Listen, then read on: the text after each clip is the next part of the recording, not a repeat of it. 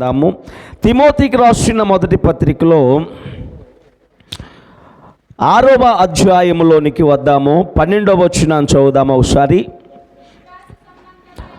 విశ్వాస సంబంధమైన మంచి పోరాటము పోరాడుము, నిత్య జీవమును చేపట్టుము. పోరాడుము, చేపట్టుము. దేవుని స్తుతులు చెప్పండి. పోరాడు, చేపట్టు.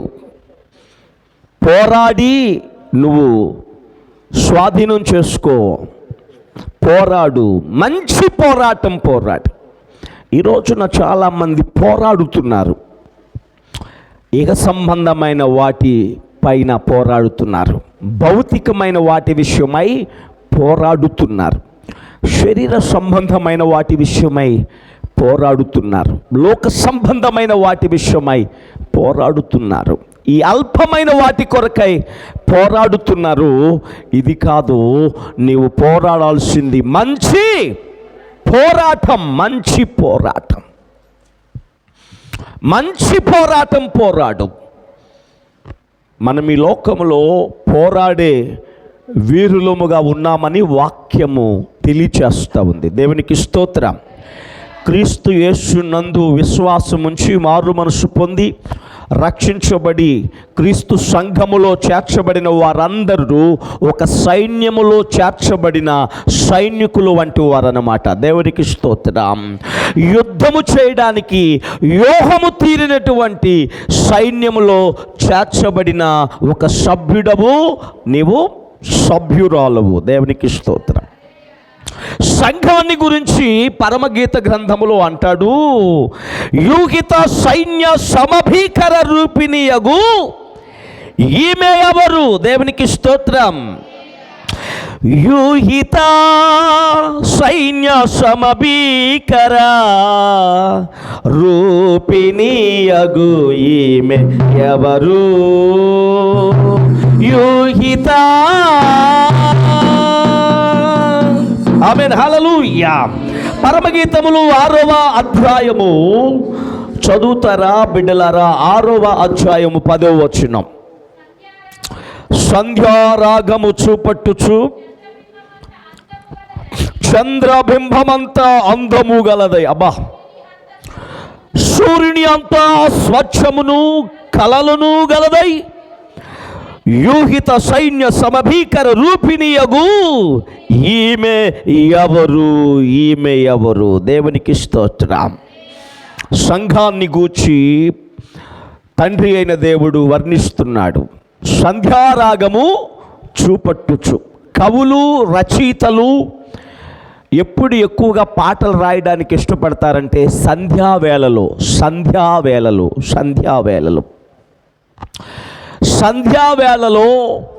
చక్కగా ఆహ్లాదకరమైన పచ్చికల్లోనికి వెళ్ళి ప్రశాంతకరమైనటువంటి ఆ సముద్రపు ఆ స్థలానికి ఒడ్డునికి వెళ్ళి ప్రశాంతంగా సంధ్యావేళ ప్రియ దేవుని బిళ్ళరా చక్కగా పాటలు పాడుతూ ఉంటారు. సంధ్యారాగము చూపట్టుచు చంద్రబింబమంతా అందము గలదై. చంద్రబింబం. ప్రియ దేవుని బిడ్డలారా, పరిపూర్ణమైన చంద్రుని చూసినప్పుడు ఎంత ఆహ్లాదంగా ఆనందంగా ఉంటుందో మనసుకు. దేవునికి స్తోత్రం. ప్రియ దేవుని బిడ్డలారా, చంద్రగ్రహము అని ఉంటుంది. చంద్రగ్రహం రోజున చంద్రుడు కనపడ్డు, సూర్యగ్రహం రోజున సూర్యుడు కనపడ్డు. ప్రియ దేవుని బిడ్డలారా, ఆ పరిపూర్ణంగా కనబడేటువంటి సమయం ఒకటి ఉంటుంది ప్రియ దేవుని బిడ్డలారా. ఆ సమయమున ఆ చంద్రుడు ఎంత అందంగా కనపడతాడో ప్రియ దేవుని బిడ్డలారా, అంతగా దాన్ని వర్ణిస్తూ దాన్ని పోల్చి మాట్లాడుతున్నాడు. చంద్రబింబమంతా అందము గలదై. దేవునికి స్తోత్రం. ఏ లోపము, వంకరులు, టింకర్లు ఉండవు ఆ రోజున ప్రియ దేవుని బిడ్డలారా. పౌర్ణమి రోజున, నిండు పౌర్ణమి, చంద్ర పౌర్ణమి రోజున చంద్రుడు పరిపూర్ణంగా కనపడతా ఉంటాడు కదా, పరిపూర్ణంగా కనపడతాడు. అలా సంఘము కనబడాలని తండ్రి అయిన దేవుడు కోరుకుంటున్నాడు. దేవునికి స్తోత్రం. పరిపూర్ణమైన చంద్రబింబములాగా, ఎక్కడ లోపం, ఎక్కడ తరుగు, ఎక్కడ వంకర టింకరలు లేకుండా. అందుకనే ఆ బెర్గ మనసు గారు రాసిన పాటల్లో లోయలెల్లా పూడ్చబడాలి, కొండలు కోనలు కదలిపోవాలి, క్రమార్గము సక్రమవాలి, మార్గము పోవాలి. లోయలెల్లా పూడ్చబడాలి, కొండలు కోనలు కదలిపోవాలి, క్రమార్గము సక్రమవాలి, మార్గము పోవాలి. రాజు వస్తున్నాడు ఆయనముగా,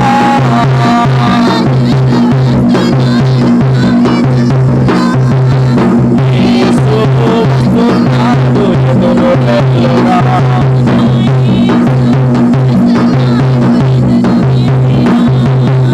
లోయలెల్లా పూడ్చబడాలి, కొండలు కోనలు కదలిపోవాలి, మార్గము సక్రమవాలి, మార్గమును పోవాలి. రోజు రోజు అభిషేకం తైలముతో నింపబడేలా, రోజు రోజు అభిషేక తైలముతో నింపబడేలా.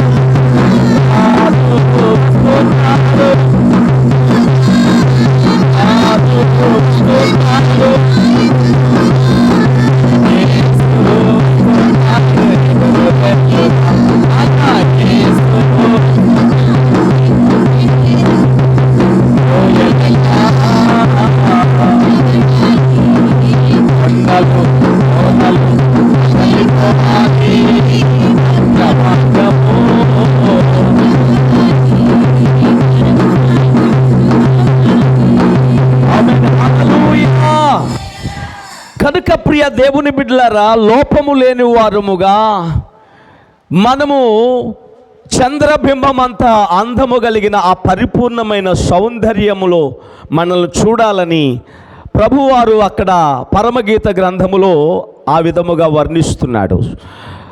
చంద్రుని అంతా ప్రియ దేవుని బిడ్డలారా అందము గలదై, సూర్యుని అంతా స్వచ్ఛ కళలు గలదై. దేవునికి స్తోత్రం.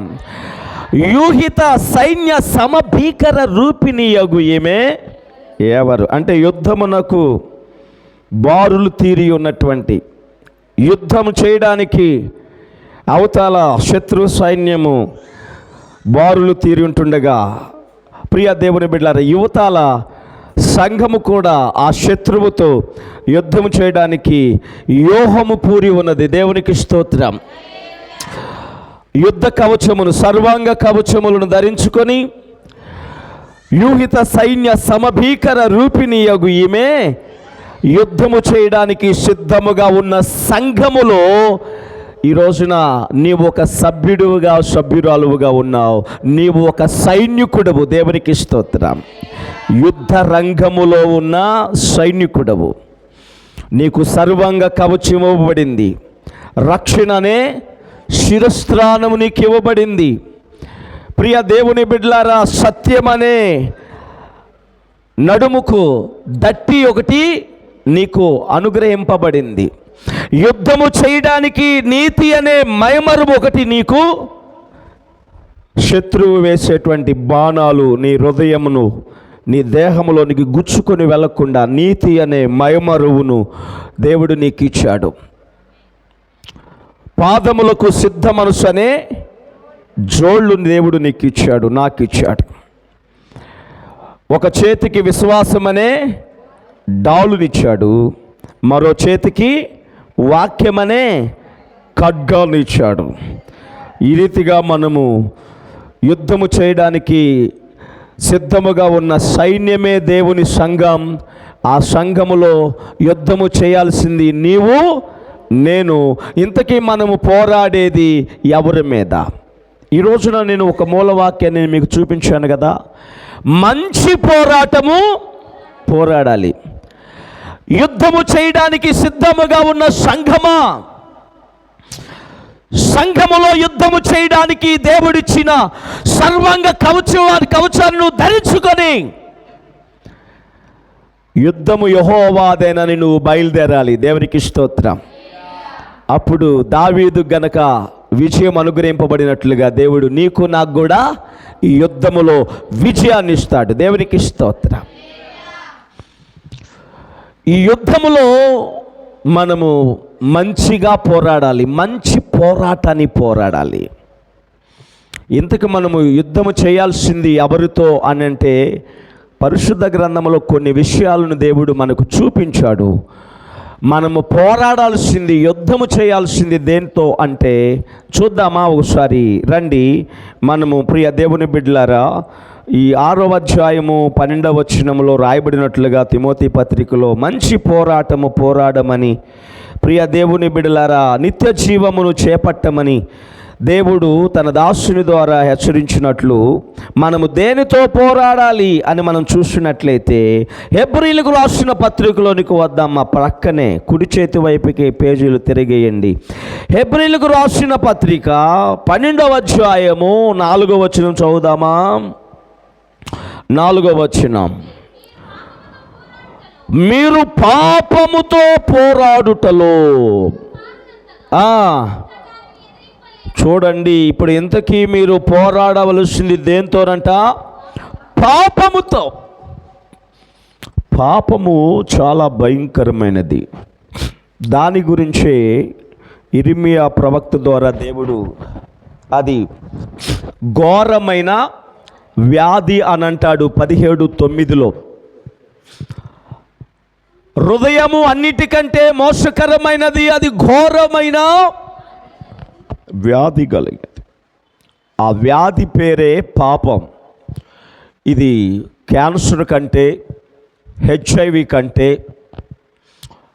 ఇంకా చెప్పాలంటే కుష్టు కంటే, ఇంకా భయంకరమైన వ్యాధులు ఇంకేమైనా ఉంటే వాటన్నిటికంటే ప్రమాదకరమైనది, డేంజర్. భయపడాల్సింది దీనికే. దేవునికి స్తోత్రం. మనము చెప్పుకున్న మిగతా ఏ రోగము చేత బాధపడి ఒకవేళ ఆ వ్యక్తి చనిపోయినా మారు మనసు పొంది ఉంటే అతడు పరలోకములో ఉంటాడు. కానీ ఈ పాపం అనే వ్యాధి నుండి గనక విడుదల పొందకపోతే ఆ వ్యక్తి నరకాన్ని తప్పించుకోలేడు. అగ్ని ఆరని పురుగు చావని ఆ వేదనకరమైన స్థలములో యుగయుగాలు బాధను అనుభవించే పరిస్థితి ఉంటుందని ప్రభు చెప్పాడు. అక్కడ అగ్ని ఆరదు, పురుగు చావదు. ఇది చాలా భయంకరమైనది. పాపము ఒక వ్యక్తిని దేవునికి దూరము చేస్తుంది అన్న విషయము వాక్యముతో కొంచెము పరిచయం ఉన్న వాళ్ళకు కూడా అర్థమైపోతుంది. దేవునికి స్తోత్రం. ఆదామా ఆదామా నువ్వు ఎక్కడున్నావు అని ఆ రోజున ఏదైనా తోటలో వినబడినటువంటి దైవ స్వరానికి ఆదామిచ్చిన జవాబేంటి? ఇదిగో అయ్యా, నీ స్వరము వినినప్పుడు నేను ఇదిగో ఈ చెట్టు చాటున దాక్కున్నాను. ఇంతకుముందు అలా లేదే. దేవుడు రాగానే, దేవుడు పిలువగానే, తండ్రి వచ్చినప్పుడు బిడ్డలు పరిగెత్తుకుంటూ వచ్చి అమాంతాన ఏ విధంగా భుజాల మీద కూర్చుంటాడు, కవిగిటిలోని కూర్చుంటారు, ఒళ్ళో కూర్చుంటారు, ప్రియ దేవుని బిడ్డ చేతులు ఇస్తారు, ప్రభు యొక్క కవిగిటిలోనికి వచ్చి వాలిపోతారు. అలా వాలిపోయేవాడు ఆదాము అవ్వలు. దేవునికి స్తోత్రం. ఆయన ఎప్పుడు వస్తాడా అని ఎదురు చూస్తూ ఉండేవాళ్ళు. తండ్రి సహవాసము కోసం ఎదురు చూస్తూ ఉండేవాళ్ళు. అయితే ఆ తండ్రి సహవాసానికి ప్రియ దేవుని బిడ్డలారా దూరం చేసింది ఏంటంటే ఇదిగో మనం చెప్పుకున్నామే, ఈ పాపమే మనల్ని మన సృష్టికర్త అయిన దేవునికి, మన నిర్మాణికుడైన దేవునికి, మనకు తన స్వరూపాన్ని తన పోలికను ఇచ్చిన దేవదేవునికి, ఆయన మన కొరకే సిద్ధపరిచిన సర్వ సమృద్ధికి కూడా మనల్ని ఈ పాపమే ఏం చేస్తుంది? దూరం చేసి మనల్ని శాపగ్రస్తులుగా మార్చివేస్తుంది.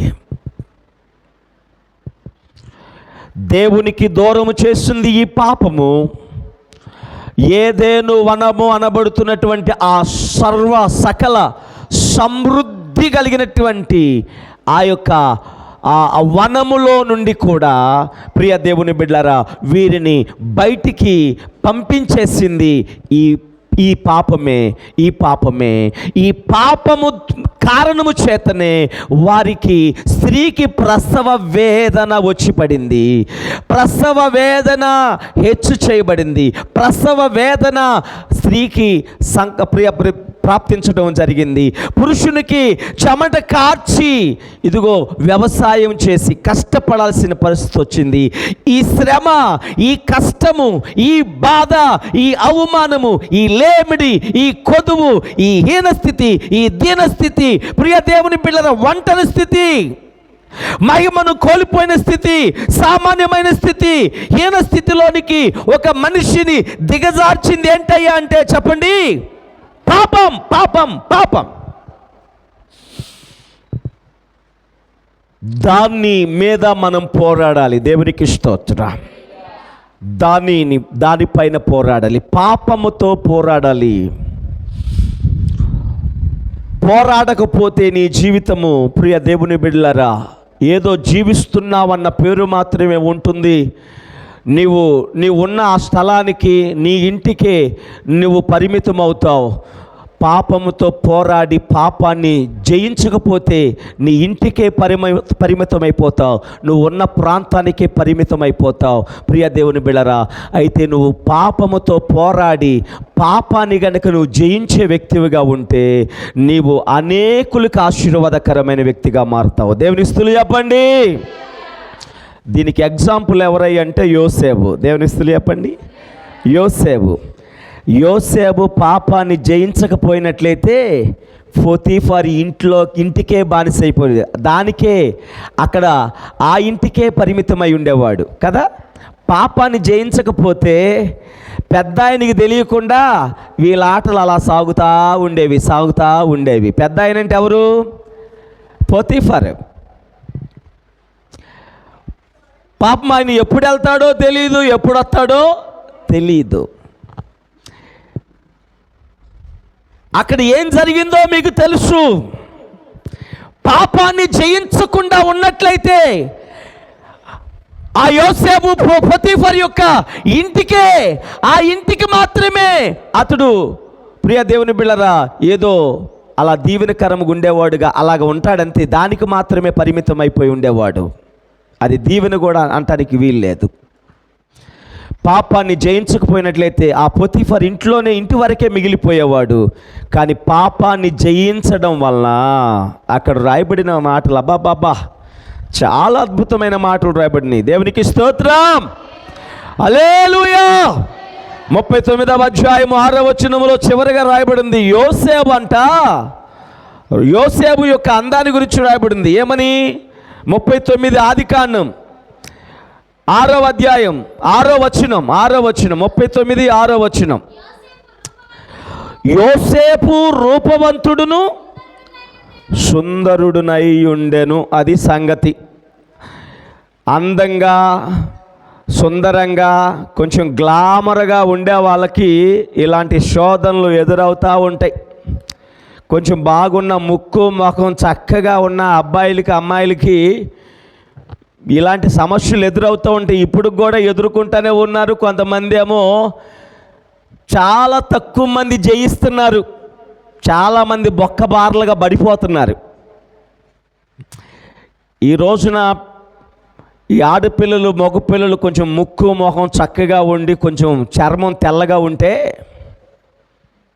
మగపిల్లడైనా ఆడపిల్లలైనా ఆ అందాన్ని చూసుకొని గర్వపడి ఒకరికి తెలియకుండా ఇంకొకరిని, వాళ్ళకి తెలియకుండా ఇంకొకరిని ఏందిరా ఇంతమందా పనికి మాలిన పనులు అంటే, ఇది ఇప్పుడు ట్రెండ్ నీకేం తెలుసు అనేవాళ్ళు ఉన్నారు. ఏందంట వాడి ట్రెండు? ఒక్కళ్ళని కాదంట, 4-5 లైన్లో పెడితే, ఎంతమందిని లైన్లో పెడితే అంత వాడికి అంత ఇదంట, సమాజంలో ఇదంట ట్రెండు. కొంతమంది ఆడపిల్లల జీవితాలు కూడా ఇలాగే తయారవుతున్నాయి.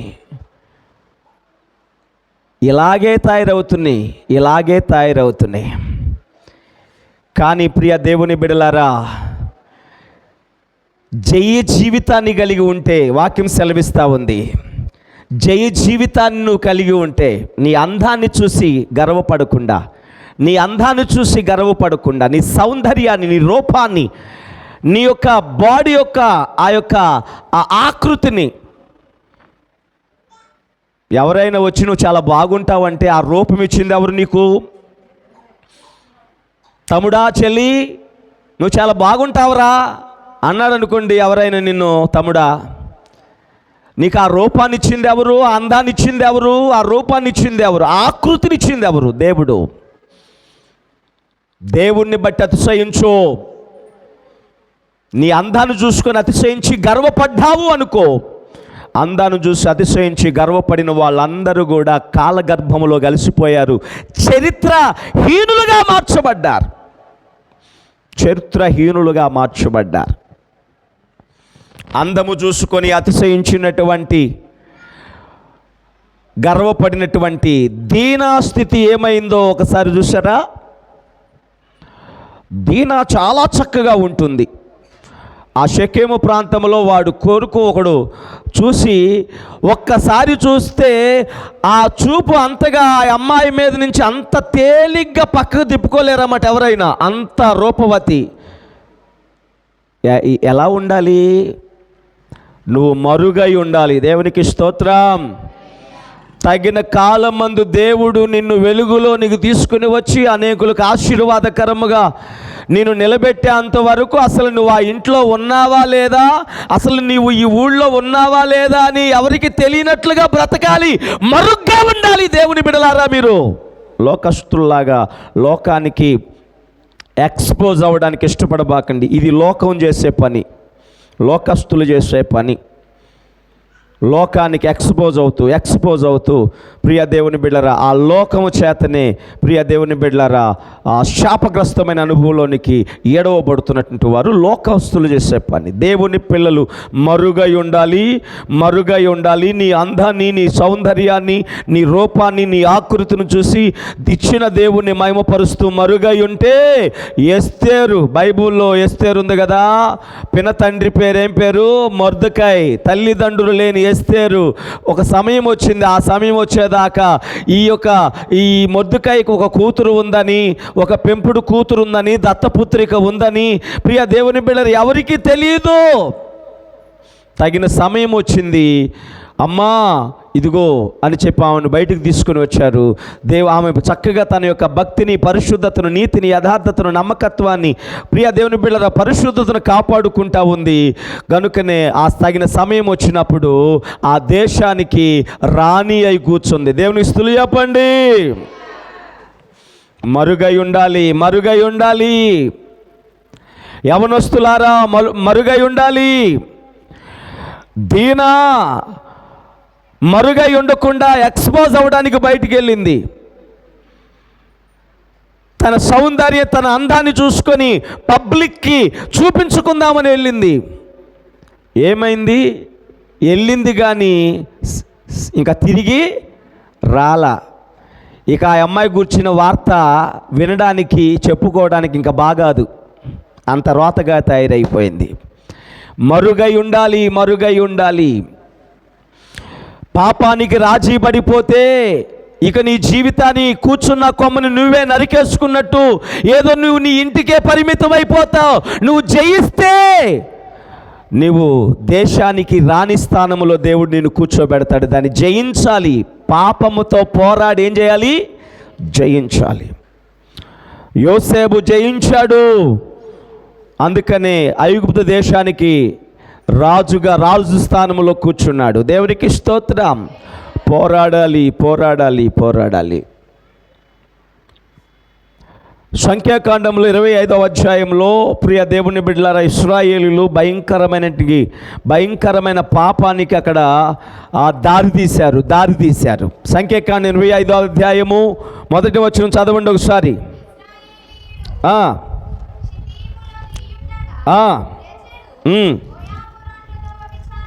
చూడండి, భయంకరమైన పాపము ఇక్కడ విచ్చలవిడిగా జరుగుతూ ఉంది.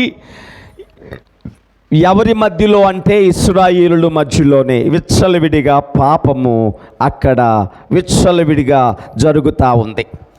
దాని ద్వారా ఏం జరిగింది అంటే 9వ వచనం 3వ వచనం చదవండి ఒకసారి. 3వ వచనం, అట్లు ఇశ్రాయేలీయులు వారి మీదకి యెహోవా కోపము రగులుకొనెను. దానివల్ల వచ్చిన నష్టము 9వ వచనము, 24,000 మంది ఆ తెగులు చేత చనిపోయేది. ఇశ్రాయేలీయులు ప్రత్యేకంగా ఉండవలసిన వారు, పరిశుద్ధతను కాపాడుకోవలసిన వారు, ఒక ప్రత్యేకంగా ఉండవలసిన వారు, దేవుని యందు భయభక్తులు కలిగి ఉండవలసిన వారు, దేవుని వాక్యానికి లోబడవలసిన వారు. అప్పటికి ప్రియ దేవుని బిడ్డల వారికి దేవుని యొక్క వాక్యం ఇవ్వబడింది, ధర్మశాస్త్రం ఇవ్వబడింది. ధర్మశాస్త్రంలో నిన్ను వలె నీ పొరుగు వారిని ప్రేమించాలనేటువంటి వాక్య ప్రకారముగానే నీ పొరుగువాని దగు దేనిని ఆశించకూడదు అని చెప్పి అక్కడ ఏమేమి ఆశించకూడదు అన్న విషయాలు ఆజ్ఞపూర్వకంగా వారికి ఇవ్వబడిని. ప్రియ దేవుని బిడ్డలారా, ఆ ఆజ్ఞలన్నిటిని విస్మరించి వారు భయంకరమైన పాపానికి చోటిచ్చారు. వాళ్ళు దానిని బట్టి దేవుని కోపము వారి మీదకి దిగిరాగా ఆ రోజున ఆ దినాలలో 24,000 మంది ఏమైపోయారు?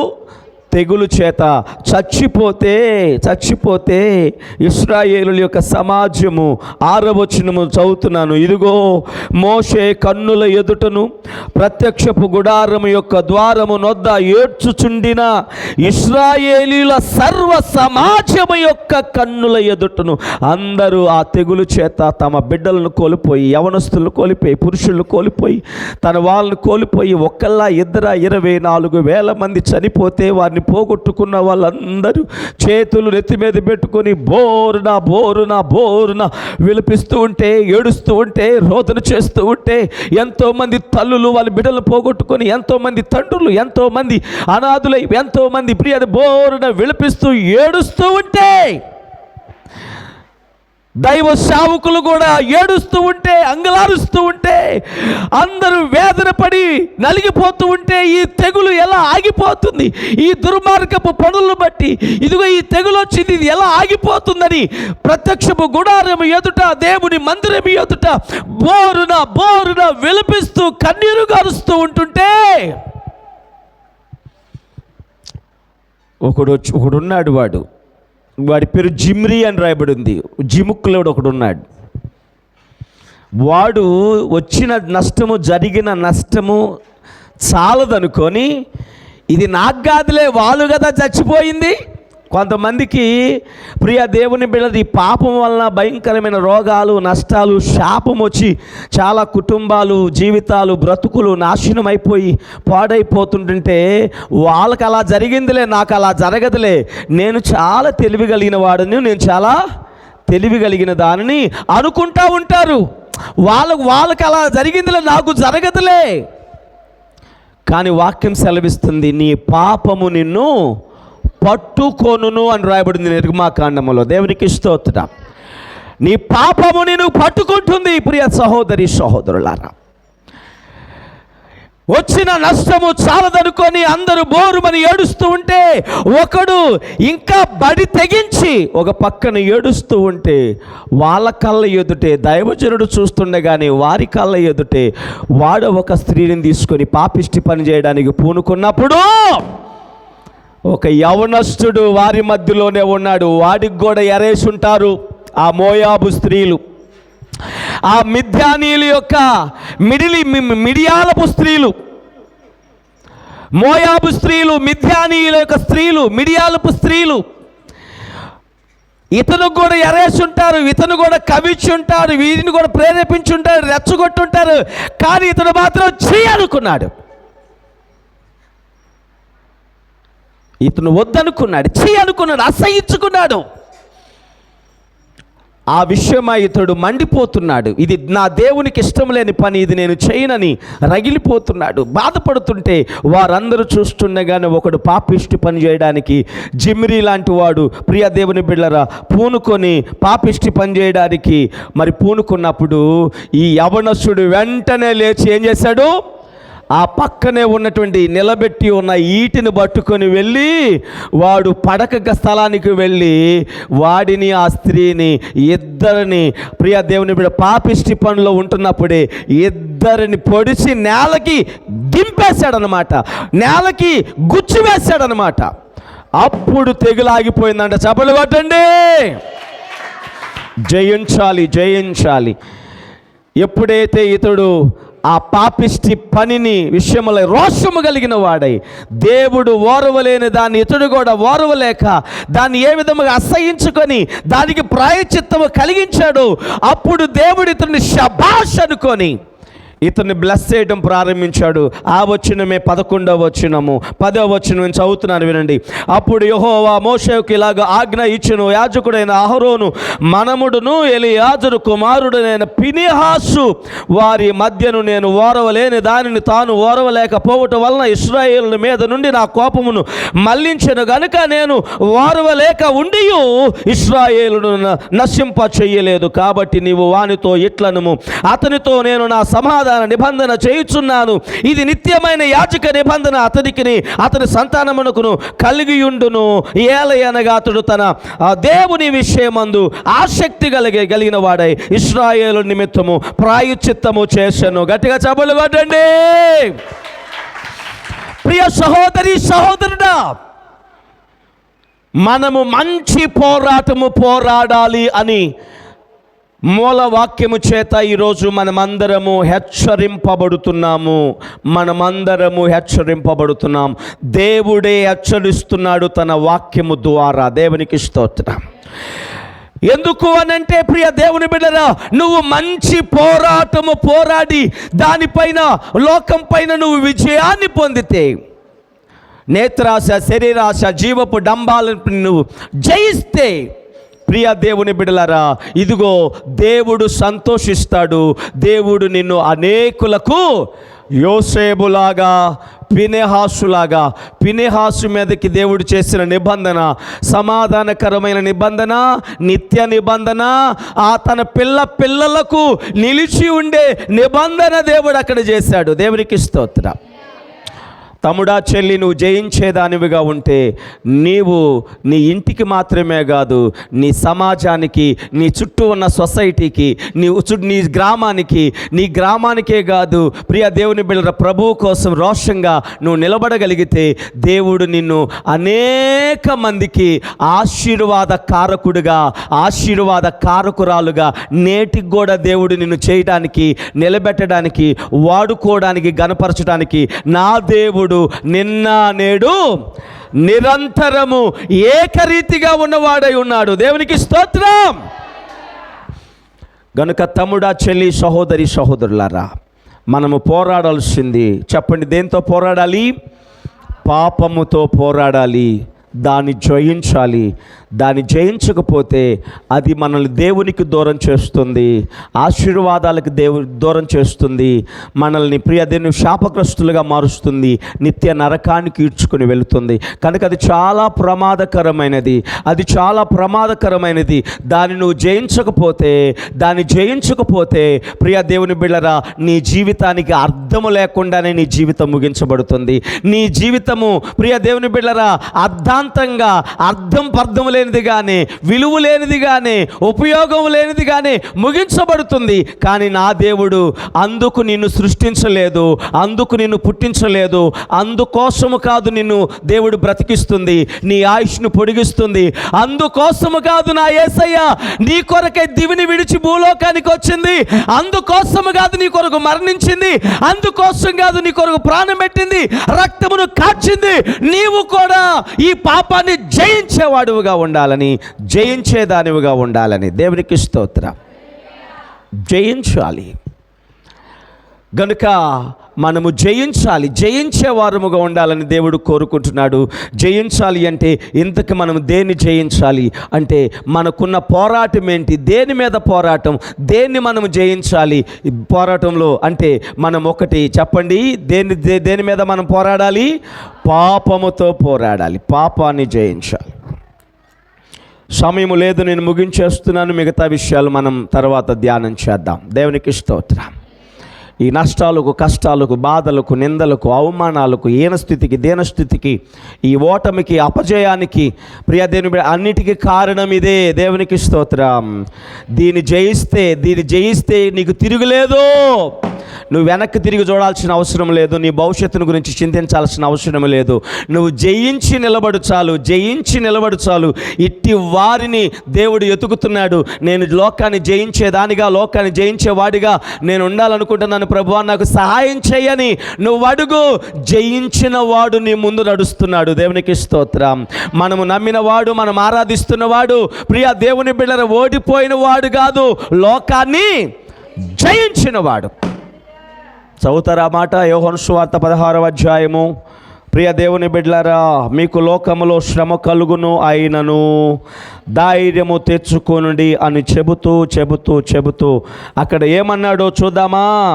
ప్రియ దేవుని బిడ్డలారా, చూద్దాము. దేవుని వాక్యములో మనము గమనించినట్లయితే 33వ వచనం, 16:33 యోహాను సువార్త. నా యందు మీకు సమాధానము కలుగునట్లు ఈ మాటలు మీతో చెప్పుచున్నాను. లోకములో మీకు శ్రమ కలుగును, అయినను ధైర్యము తెచ్చుకొనుడి, నేను లోకమును జయించి ఉన్నాను. దేవునికి స్తోత్రం. మన దేవుడు లోకాన్ని జయించినవాడు. దేవునికి స్తోత్రం. జయించిన వాడు నీకు తోడుగా ఉన్నాడు. జయించిన వాడు నీ పక్షముగా ఉన్నాడు. జయించిన వాడు నీలో ఉన్నాడు. జయించిన వాడు నీతో ఉన్నాడు. నీ చెయ్యి పట్టుకోవడానికి ఇష్టపడుతున్నాడు. నిన్ను నడిపించడానికి ఇష్టపడుతున్నాడు. నిన్ను గెలిపించడానికి ఇష్టపడుతున్నాడు. అయితే నువ్వేం చేయాలంటే నీ విశ్వాసమునకు కర్తయు దాన్ని కొనసాగించే ఆ యేసు వైపు చూస్తూ నీ ముందుంచబడిన పందెములో నువ్వు ఓపికతో పరిగెత్తాలి, పోరాడాలి, మంచి పోరాటం పోరాడాలి. నీవు ఈ లోకాన్ని జయించాలి, ఈ పాపాన్ని జయించాలి. జయించినప్పుడు ప్రియ దేవుని బిడ్డలు, జయించు వానివిగా నువ్వు ఉన్నప్పుడు, జయించటానికి నువ్వు ఆశ కలిగి ఉన్నప్పుడు, ఆశ ఉంటే చాలు. ఆశపడుతున్న ప్రాణాన్ని దేవుడు తృప్తిపరుస్తారు. చాలామందికి అసలు ఆశ, కోరికే ఉండదు. ఏముందలండి, మనం బలహీనులము, మన వల్ల ఏమవుతుంది, మన బతుకులు ఇంతే, మన జీవితాలు ఇంతే, మన భక్తి ఇంతేలే, ఆయన చూసుకుంటాడులే, ఆయన క్షమిస్తాడులే. ఇది కాదు. జయించాలి అన్న ఆశ మనలో ఉంటే, కోరిక బలంగా ఉంటే, నీవు కూడా లోకాన్ని జయించడానికి ప్రభువు తన కృప ద్వారా నీకు బలాన్ని ఇస్తాడు. దేవునికి స్తోత్రం.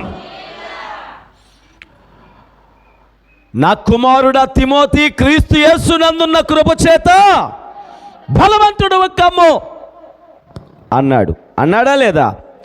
బలవంతుడివి కమ్ము అన్నటువంటి ఆ యొక్క తిమోతికి చెప్పిన విషయంలోనే ప్రియ దేవుని బిడ్డలారా, మరొక చోట ఏం రాయబడిందంటే, మనము పొందుకుంది పిరికాత్మను కాదంట, ఇంద్రియ నిగ్రహము గల ఆత్మనే దేవుడు మనకిచ్చెను గాని పిరికాత్మను దేవుడు మనకు ఇవ్వలేదు. దేవునికి స్తోత్రం. ఇదే తిమోతికి 2వ పత్రిక రాస్తూ 1వ అధ్యాయము చదవండి ప్రియ దేవుని బిడ్డలారా. 7వ వచనం చదువుతున్నాను, జాగ్రత్తగా వినండి. దేవుడు మనకు శక్తియు, ప్రేమయు, ఇంద్రియ నిగ్రహము గల ఆత్మనే ఇచ్చను గాని పిరికాత్మను ఇవ్వలేదు. దేవుడు మనకి ఏ ఆత్మనిచ్చాడు? ప్రియ దేవుని బిడలారా, శక్తియు, ప్రేమయు, ఇంద్రియ నిగ్రహము గల ఆత్మనే ఇచ్చను గాని పిరికాత్మను మనకి ఇవ్వలేదు. గనుక పరిశుద్ధాత్మ దేవుని సహాయాన్ని అడుగుదాము.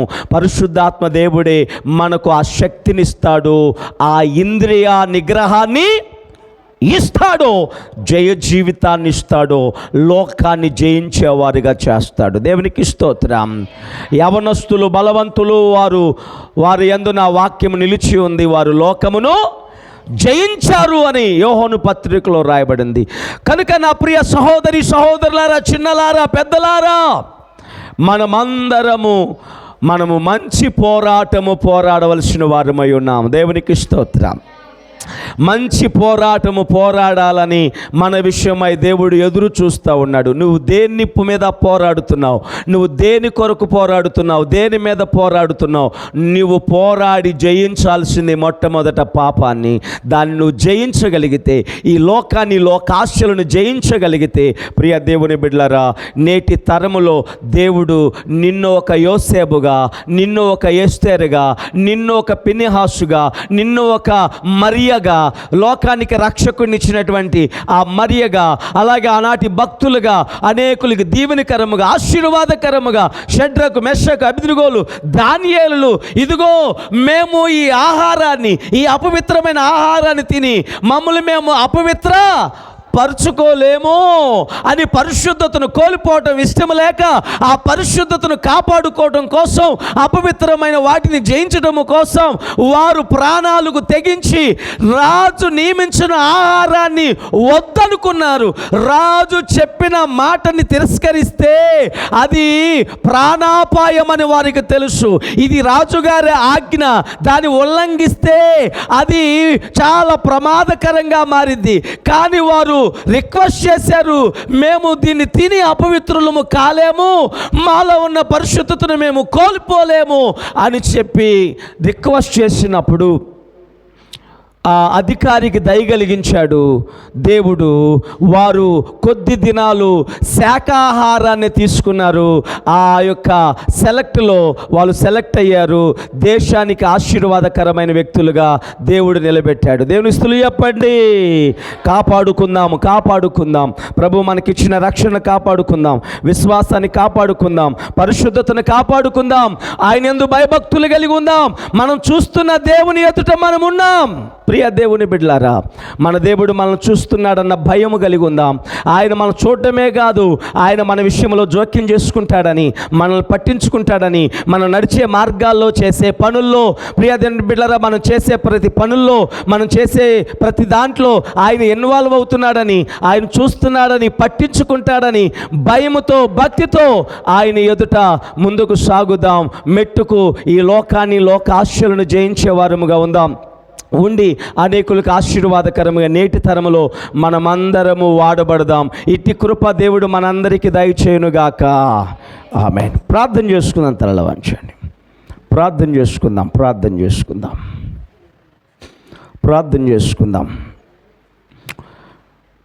పరిశుద్ధ జీవితం,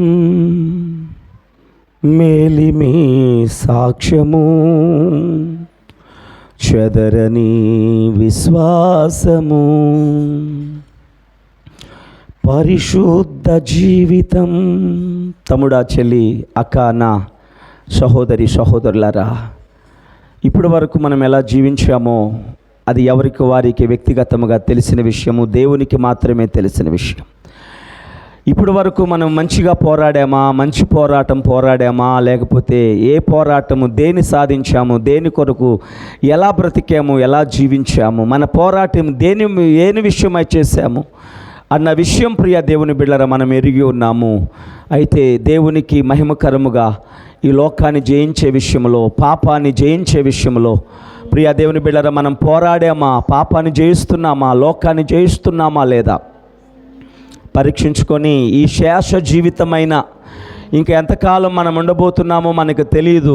ప్రియ తమ్ముడు, చెల్లి, ఈ శేష జీవితమైన, ఈ ముందుంచబడిన ఈ కొంచెము జీవితమైన ప్రభు కోసము రోషము కలిగి, ప్రభు కోసము ప్రియ బహురోషము కలిగి చక్కగా నువ్వు మంచిగా పోరాడడానికి, పాపం మీద పోరాడి దాన్ని జయించడానికి, ప్రియ దేవుని బిడ్డ దాన్ని జయించేవానిగా, లోకాన్ని జయించేదానివిగా, వాడివిగా ప్రియ సహోదరి నువ్వు ప్రియ దేవుని బిడ్డలారా ఉండగలిగితే, ఉండటానికి ఆశ కలిగి ఉంటే, అలా ఉండాలని ఆశ, కోరిక నీలో ఉంటే ప్రభు తప్పకుండా దేవుడు నిన్ను నిలబెడతాడు, నిన్ను నడిపిస్తాడు. దానిపై నీకు విజయాన్ని ఇస్తాడు. గనుక మనం చక్కని తీర్మానం చేసుకుందాం. ప్రభువా, ఈ చివరి దినాల్లో నీ కోసం నేను రోషముగా నిలబడాలని ఆశపడుతున్నాను. నన్ను చక్కగా నిలబెట్టు ప్రభువా, లోకాన్ని జయించేదానిగా వానిగా నన్ను చేయి ప్రభువా అని మనమందరము కూడా చిన్న తీర్మానం చేసుకుందాం, చక్కని తీర్మానం చేసుకుందాం. స్థిరమైన నిర్ణయం, ఉన్నత దర్శనం, క్రమమైన ప్రార్థన, ఇవన్నీ మనలో ఉండాలి. స్థిరమైన నిర్ణయం, మన నిర్ణయాల్లో, మన తీర్మానాల్లో మనం సరిగా నిలబడకపోతే ప్రియ దేవుని బిడ్డలారా, మనం ఎలా ముందుకు సాగగలం, ఎలా దీవెనకరముగా ఉండగలం, దేవుడు ఎలా మనల్ని వాడుకుంటాడు? ప్రియ దేవుని బిడ్డలారా, నిలకడ లేని వారిని, అపనమ్మకస్తులను దేవుడు, ప్రియ దేవుని బిడ్డలారా, ఎవరిని వాడుకోడు, అలాంటి వారిని దేవుడు దీవించాడు. గనుక స్థిరమైన నిర్ణయం, ఉన్నత దర్శనం, క్రమమైన ప్రార్థన, పరిశుద్ధ జీవితం, తమ్ముడా చెల్లి, మేలిమి సాక్ష్యము, చదరని విశ్వాసము మనకుండాలి. పరిశుద్ధ జీవితం, పరిశుద్ధ జీవితం. ఎందుకంటే మన దేవుడు పరిశుద్ధుడు, మన తండ్రి పరిశుద్ధుడు, నీ విమోచకుడు పరిశుద్ధుడు, నిన్ను ప్రేమించేవాడు పరిశుద్ధుడు, నిన్ను హెచ్చించేవాడు పరిశుద్ధుడు, నిన్ను కోరుకునేవాడు పరిశుద్ధుడు, నీతో ఉండి నిన్ను నడిపించేవాడు పరిశుద్ధుడు. కనుక ఆయన పరిశుద్ధతను కోరుకుంటున్నాడు.